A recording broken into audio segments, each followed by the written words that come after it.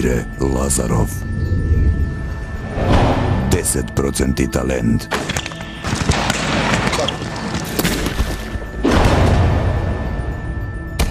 20% напорна работа.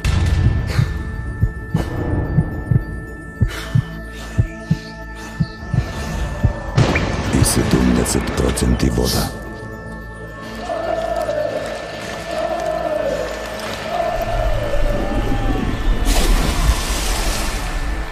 Пелистерка. 100% живот. Кире победата на унгарската репрезентација е заслужена, меѓутоа останува впечатокот дека не ја намачивме, дека ние не бевме вистинските, колку тоа беше наш проблем и колку нивна заслуга. Па мислам дека влеговме мотивирано во надпревар, бевме страшно мотивирани, знаејќи дека овие два бода ќе ни донесеа многу, ќе беа многу значајни. Се случи тоа што се случи, мислам дека можеби едноставно немавме резервна варијанта, или како би се рекло во шпортски жаргон, немавме план Б. Сите надпревари се посебни надпревари, не можеш да го предвидиш надпреварот. Значи не е само да влезеш мотивирано, треба да знаеш како да добиеш на селекција, сепак е ова европско правенство. Не може само на мотивација, на сила, на желба, од срце да добиеш. За мене ракометната игра е интелигентна игра и треба и така да се поставуваат работите. Едноставно немавме рецепт за нивната агресивна одбрана, не знаевме да ги искористуваме нивните длабоки излегување, иако тие играа 6-0 одбрана, меѓутоа играа многу агресивна зона. Исто потврдивме во офанзивниот дел, во дефанзивниот дел потврдивме, така да кога се одлепија унгарците, едноставно не ни знаевме како да се вративме. Немавме припремено ниту резервна варијанта на одбрана, ни се измешаа коцките, почнавме да правиме по три измени, а тоа не го правевме до сега, значи пробувавме да играме само со една измена. Тоа унгарците го искористија, тие се искусна репрезентација.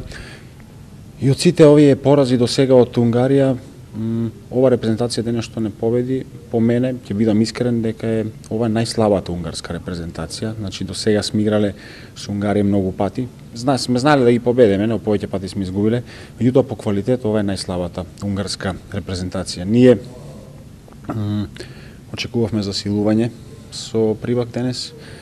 Ни даде кураж тоа, меѓутоа ние наместо да бидеме малце подобри, бевме 3 пати послаби. Тоа не го искористивме, не бевме ни на пат да го искористиме, ниту па знаевме, бевме припремени. Меѓутоа, што е тука е, сега се покажа, заврши надпреварот Исланд-Австрија, Исланд декласира Австрија. Тоа покажува дека ние, не сакам да ги омаловажувам нашите резултати, меѓутоа сакам да кажам дека сме биле привилегирани, тоест имале среќа што сме во една таква група, со голем респект према нацијата на Австрија. Најглавното го направивме, дававме све од себе, ние сме во втората фаза и сега ни преостанува Исланд.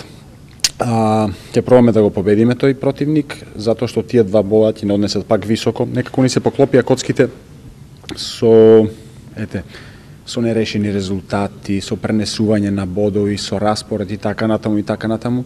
Треба да одмориме, да ги разбистриме главите и за 2 дена да го дадеме најдоброто од нас. Тие два бода многу ќе ни значат за висок пласман, меѓутоа да бидеме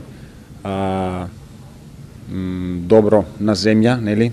Да знаеме дека едноставно да знаеме кој ќе победиме, тоа да го почитуваме, да знаеме како сме победиле и кого сме победиле. Значи денес ни е одржана една добра лекција, да не се залетуваме многу и јас тврдам дека